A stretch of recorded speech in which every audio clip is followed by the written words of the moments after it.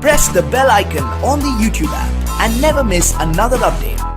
Can Iraq get US to join Russia and Iran's war against ISIS in Syria? Iraq has stepped up its involvement in the battle against the Islamic State militant group, ISIS, and the hunt for its elusive leader by teaming up with neighboring Syria, a move that could potentially see the US working with its rivals, Russia and Iran. Iraq sent F-16s to launch a surprise attack on a suspected ISIS stronghold in eastern Syria on Thursday, an operation in which both the Moscow-backed Syrian government and US-led coalition signed off. Iraqi Prime Minister Haider al-Abadi told reporters Tuesday that the strike killed a number of the beleaguered jihadi group's leading officials, thanks to Iraqi intelligence, and that such operations would not only continue but escalate. "We will continue to direct these strikes in Syria and do more than that to eliminate ISIS and what remains of it outside of Syria because of the terrorism and the crimes it has committed in Iraq. We will not allow the resurgence of ISIS or anything that resembles it," Abadi said at the press conference, as cited by a number of local and regional outlets, including the SNG news agency and the Iraqi parliament. "There is unfinished business in Syria," he added. "But that doesn't mean we'll be interfering in Syrian affairs." Abdulaziz Hassan, head of the Iraqi Parliament's Defense and Security Committee, told SNG Monday that the Iraqi Air Force would coordinate with Syria for further strikes intended specifically to eliminate the terrorist ISIS leader, Abu Bakr al-Baghdadi, who, despite making only one public appearance in 2014, established a global jihadi network and united rival international powers against him. The involvement of the US and Syria in Sunday's airstrike revealed the extent of the unlikely alliance in the fight against ISIS. Baghdad has been a partner of Washington since the US invaded and overthrew former Iraqi President Saddam Hussein in 2003. The mostly Shiite Muslim government that succeeded Hussein grew close not only to the US but also to neighboring Syria and Iran, two traditional US foes.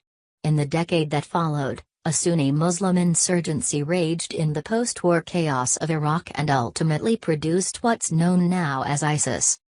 The group took this name in 2013 after capitalizing on an anti-Syrian government uprising sponsored by the West, Turkey and Gulf Arab states to cross the border. The US switched its focus from funding an increasingly jihadi opposition to bombing ISIS, but refused to endorse the Syrian leader who is accused of war crimes. Russia entered the fight too, backing Assad and his Iranian allies as the US began to sponsor a mostly Kurdish militia known as the Syrian Democratic Forces in 2015. As ISIS lost more than 90% of its ground in both countries, the US remained close to Iraq and distant from Russia, Iran, and Syria, all of which call for an end to US military presence in the region. The US has even escalated its opposition to Assad by recruiting NATO allies France and the UK for cruise missile strikes against suspected Syrian chemical weapons facilities after an alleged toxic gas attack near Damascus. After Abadi announced Sunday that the Iraqi strike in one of Syria's final ISIS-held regions near al-Bukamal was coordinated with the Syrian government, however, the US-led coalition said in a statement later that day that it too provided intelligence support. Coalition spokesman Colonel Ryan Dillon said in a press briefing, "The majority of the support that the coalition provided was intelligence support on the target. And, both before, during and after, we also provided some other assets in the air nearby that were also a part of the support package." But it really was the Iraqis who planned this all the way through. It was their commitment and their coordination, also, with their neighbors in the Syrian government, before they conducted these strikes, Dillon added. Since two separate campaigns waged by the Russia-backed Syrian military and US-backed Syrian Democratic Forces wiped out ISIS from most of the Euphrates River Valley region in the country's east, the dynamics of a 7-year civil war have grown even more complex. Kurdish fighters of the Syrian Democratic Forces have left ISIS front lines to battle a Turkish and Syrian rebel offensive in the north, bringing them closer to Assad.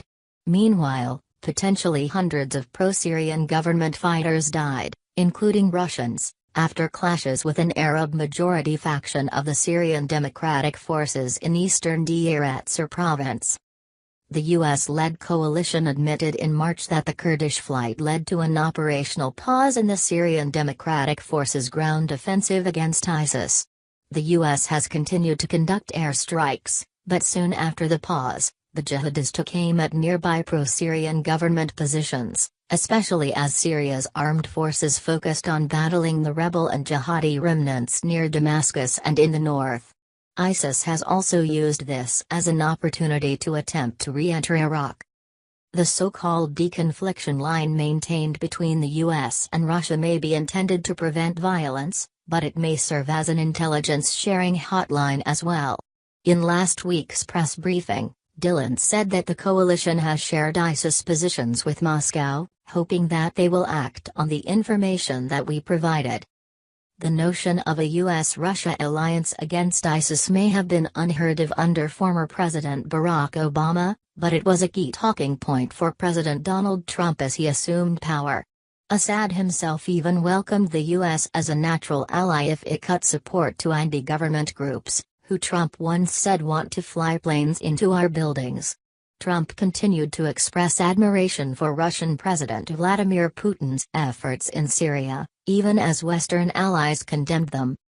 However, reports of chemical attacks in April 2017 and April 2018 pushed Trump to military action, despite denials from Russia and Syria. The Trump administration also adopted a hardline stance against Iran, which has grown more influential as it backed majority Shiite Muslim militias battling ISIS in Iraq and Syria. Still, Iraq remained close to all parties in the conflict and established a quadrilateral joint operations command with Iran, Russia and Syria in 2015. Military officials from Iran, Iraq, Russia and Syria met in Baghdad on Thursday, pledging closer ties in a gathering that coincided with Iraq's airstrikes in eastern Syria. Despite heightened international tensions between the US and its Syrian, Russian and Iranian foes, the narrowing lines of conflict have made it difficult for any one faction to truly finish off the jihadis without some sort of collaboration. Hassan Hussain, a senior fellow at the Terror Institute for Middle East Policy, observed Wednesday that a delicate security triangle is forming along the Syrian-Iraqi borders. Operational lines of separation have prevented the United States, Iraq and the Damascus camp from working together to fight ISIS, Hassan wrote in a commentary featured by The National. But new complications have forced a fresh dynamic that effectively enables the U.S. to target ISIS outside its established jurisdiction by proxy, through the Iraqis.